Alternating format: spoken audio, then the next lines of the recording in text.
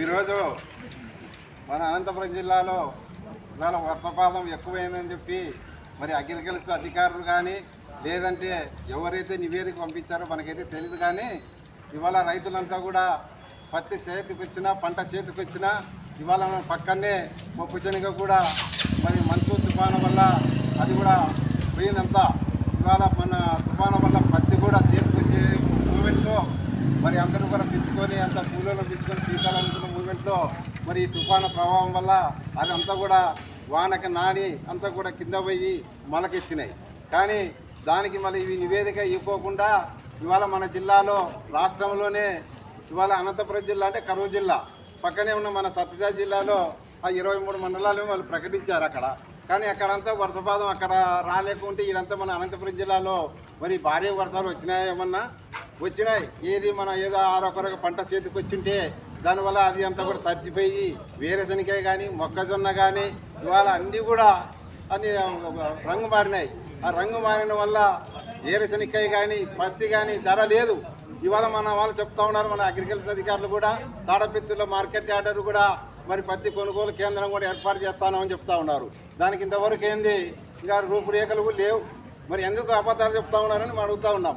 ఇవాళ రైతులంతా కూడా ఎక్కడో దళాల చేతుల్లో మోసపోయి ఇవాళ ఏదో ఉన్న చేతికొచ్చిన పంట కూడా నష్టపోయి ఇవాళ ఇబ్బంది పడుతూ ఉన్నారు. కానీ దాన్ని గమనించుకోకుండా ఇవాళ రేట్ లేదు పాపం. ఇవాళ తిప్పలు పడి ఇవాళ ఒక ఎకరాకు కూడా 50,000 ఖర్చు వస్తూ ఉంది పత్తి కూడా. ఇవాళ వాళ్ళ మందులు కొట్టి నీళ్ళ మందులు కొట్టి ఇవాళ యూరియా కోసం కూడా చాలా ఇబ్బంది పడుతూ ఉన్నారు. ఆ యూరియా కూడా పడతా వల్ల అది కూడా అవుటను ఫెయిల్ అయ్యి ఇవాళ పత్తి అంతా కూడా ఇబ్బంది పడుతూ ఉన్నారు రైతులంతా. కానీ ఇక్కడనే మనకు సంతోషపడినాం మేము. ఏదంటే మార్కెట్ కూడా తాడపత్రిలో కూడా కొనుగోలు చేస్తూ ఉన్నాము. ప్రభుత్వం మేమే కొనుగోలు చేసి ఇవాళ 10,000 వరకు 12,000 వరకు కింటానికి ఇస్తామని చెప్తే అబ్బా మంచి ప్రభుత్వము మరి మేము చాలా సంతోషపడినాం పేపర్ చూస్తే. ఇంకా ఇప్పటి వరకు అయినా కూడా అక్కడ ఓపెనింగ్ చేయలేదంట. అంటే ఓపెన్ చేయకపోతే ఎవరు కొంటారు? దళాలు వస్తారు. దళాల వల్ల మోసపోతున్నారు రైతులంతా కూడా. ఇవాళ వాళ్ళ అవి కూడా ఎంత కాటా వేస్తారు. కాటా వేసిన తర్వాత దీనంతా పత్తి డ్యామేజ్ ఉంది, ఇవాళ రంగు మారింది, నీ బుద్ధి పెడితే తీసుకుంటాం లేకపోతే లేదు, ఈ ధరకేం చెప్తా ఉన్నారు.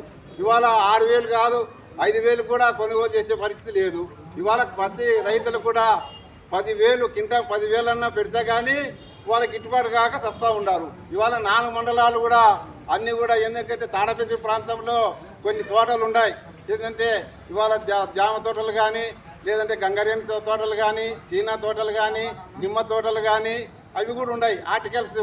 కానీ అవి కూడా చేతికి రాలే. అరటి అయితే మొన్న కూడా చూసిన పేపర్లో చూసినాం. ఇవాళ 2,000 టన్ను కూడా 2,000 రాలేదని చెప్తా ఉన్నారు.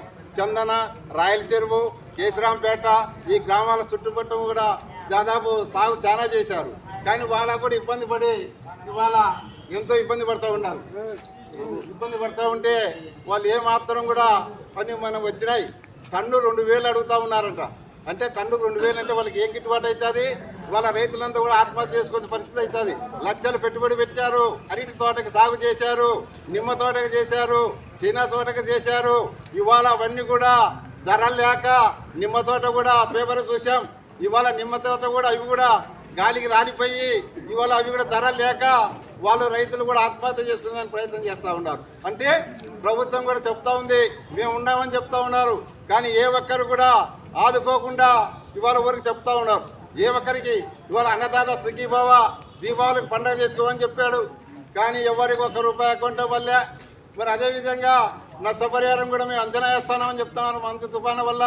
కానీ ఏ ఒక్కరు కూడా దాన్ని కూడా అంచనా వేయకోకుండా ఈ జిల్లా కరువు జిల్లాగా ప్రకటించుకోకుండా ఈ మండలాలు కూడా ప్రకటించుకోకుండా ఏమాత్రం కూడా మీరు శ్రద్ధ చూపకపోతే వీళ్ళ అధికారం లోపమా లేదంటే ప్రభుత్వానికి లోపమా?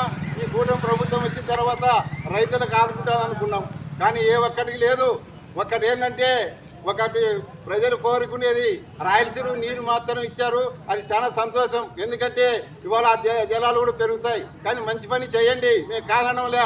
అదేవిధంగా యాడి కాలువ కూడా నీళ్ళు ఇస్తే ఇవాళ 50,000 ఎకరాలు వాళ్ళ సాగులోకి వస్తాయి. రైతులంతా కూడా సుభిక్షంగా ఉంటారు. ఇవాళ రైతు కూలీలు కూడా బాగుంటారు.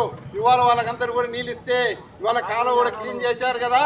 మరి యాడి కాలువ కూడా నీళ్ళు వదలమని చెప్తా ఉన్నాం. కానీ ఆ పని కూడా త్వరగా చేస్తే రైతు మగంలో చిరునవ్వు వస్తుంది.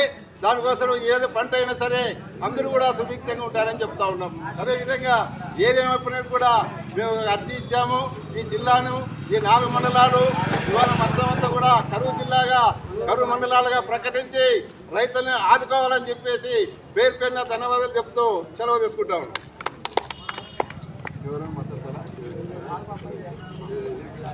నా ఆపితనా